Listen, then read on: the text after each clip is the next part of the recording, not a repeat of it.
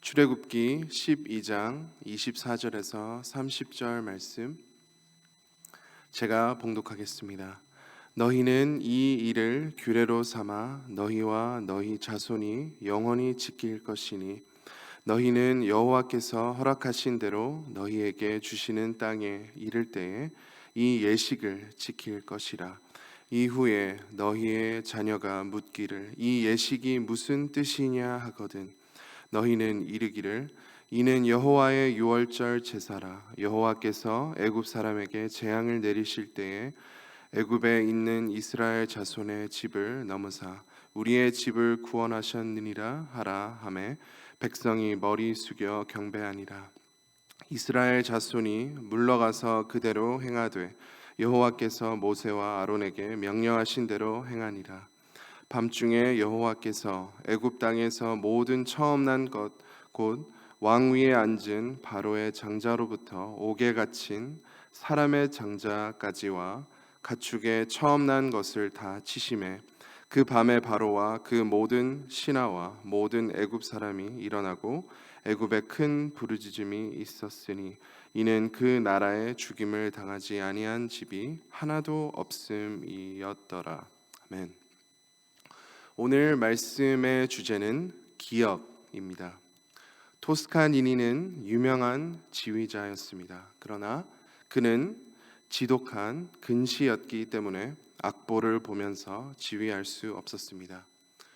아무리 길고 복잡한 악보여도 다 외워버렸습니다. 그렇게 함으로 그 음악을 완벽히 습득하였습니다.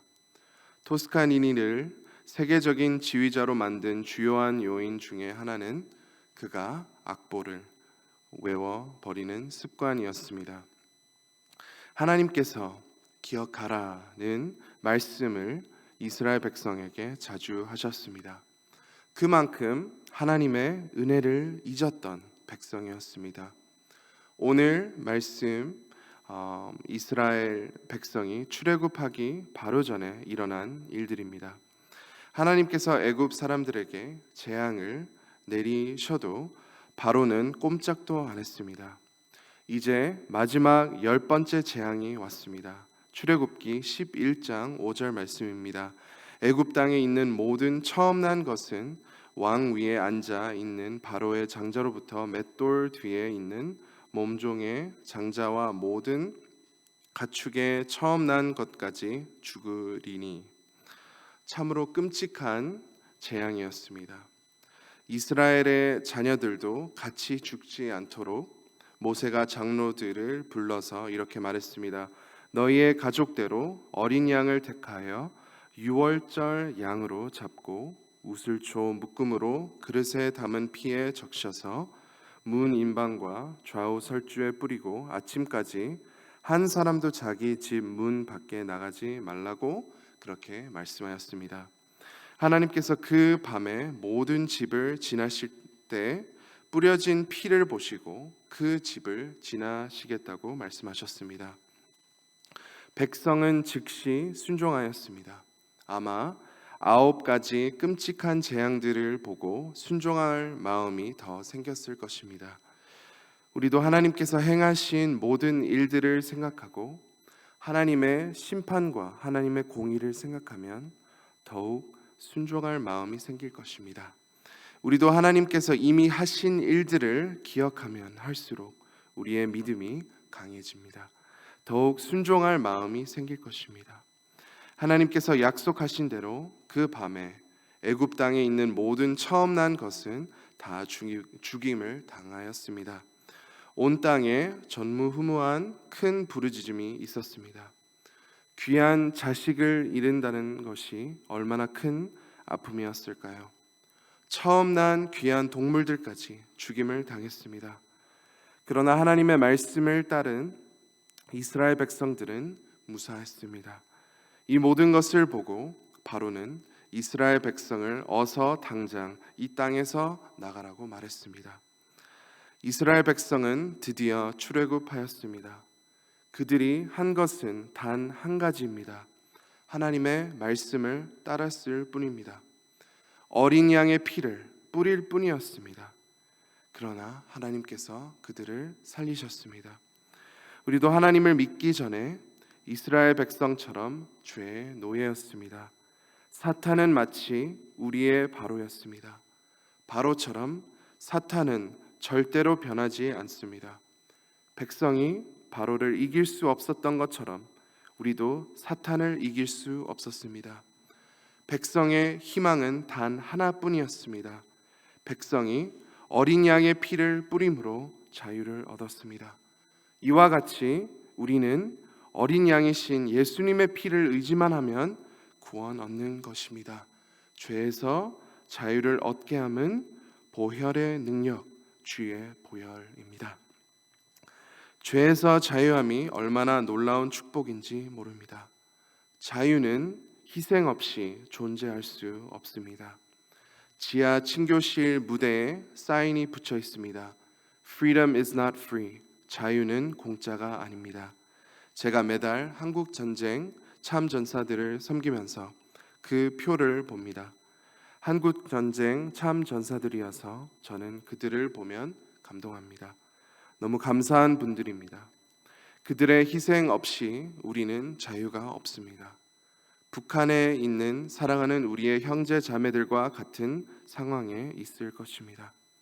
이 참전사들의 희생 없이는 우리의 자유도 없고, 그래서 자유는 공짜가 아닙니다. 반드시 희생이 있어야 자유가 있는 것입니다. 한국 전쟁에 끔찍한 희생이 있었습니다. 그 20살 초반에 생명을 잃은 분들이 너무나도 많습니다. 저희 교회에서 모이시는 분들 중에 한 분 성함은 존 다이애나입니다. 지난달에 오랜만에 모임에 참석하셨습니다. 90세 넘으셨습니다. 정말 젠틀하고 사랑스러운 분이십니다.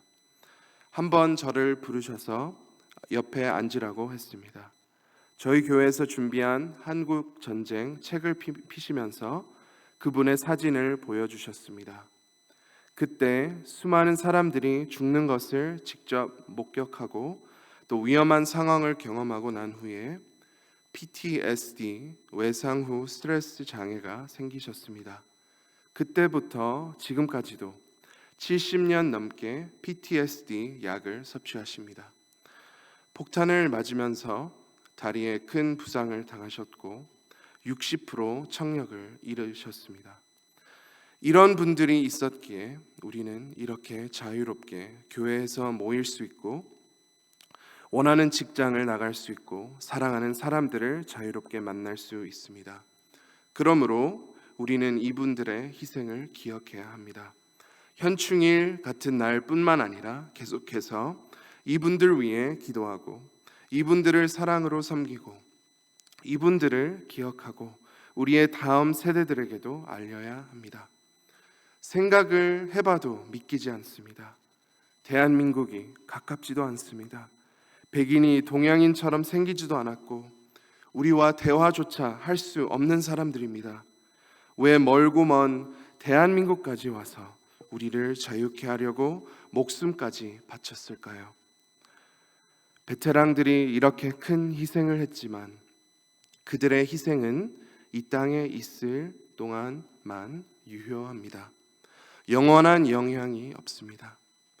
베테랑들이 한국의 땅에 온 것도 놀랍지만 하나님이신 예수님께서 우리를 구원하시려고 이 땅에 오신 것과는 비교할 수 없습니다. 예수님의 희생은 우리의 죄의 문제를 해결해 주십니다. 예수님의 피는 우리를 하나님과 화목케 합니다. 예수의 피 없이는 하늘나라 갈 수 없습니다. 그 놀랍고 영원한 사랑을 반드시 기억해야 합니다. 그 사랑을 찬양합니다. 그 은혜를 힘입습니다. 예수 피만 의지하면 됩니다. 예수님의 피만이 우리를 정결케 합니다. 예수님의 피만이 우리 가정의 소망이고 우리 교회의 소망이고 이 세상의 유일한 소망입니다.